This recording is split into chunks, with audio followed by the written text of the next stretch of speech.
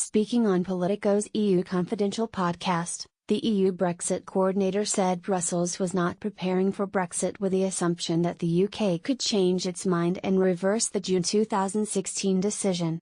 However, Mr. Verhofstadt revealed that, should a second vote on the issue result in a Remain victory, the EU would have to approve that decision too. He said, "We don't work with the assumption that there is a change in Britain. That said, it is purely a responsibility of the UK that they have to make up their mind if they want to change their decision and so on.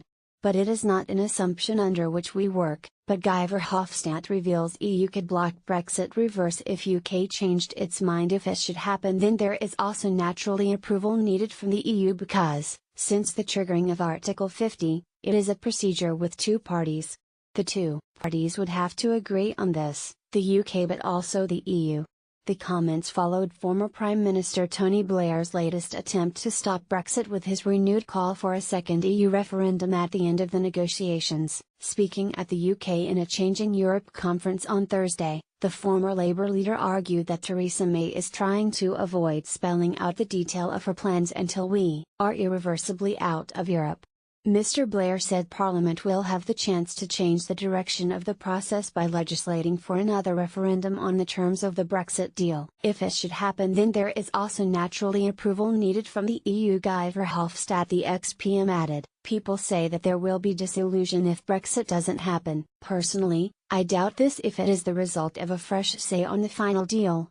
But even if true, the bigger disillusion will be when those who voted for Brexit because they feared the future shaped by free market globalization, realize they are now conscripts in an adventure to embrace it more. Why?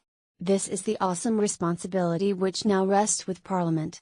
Mr. Blair also said there was a dilemma about whether the UK would continue to have a close relationship with the EU, or whether there would be a more abrupt departure. He said that decision could change the whole nature of the debate.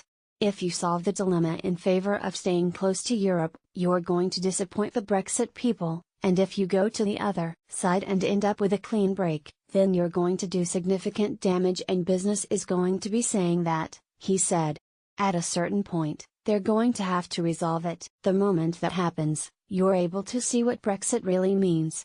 He added, "What I'm really saying is, it's such a momentous decision, let's reconsider when we see the deal. If we go ahead and leave, that's okay. You'll hear no more about changing the decision from me.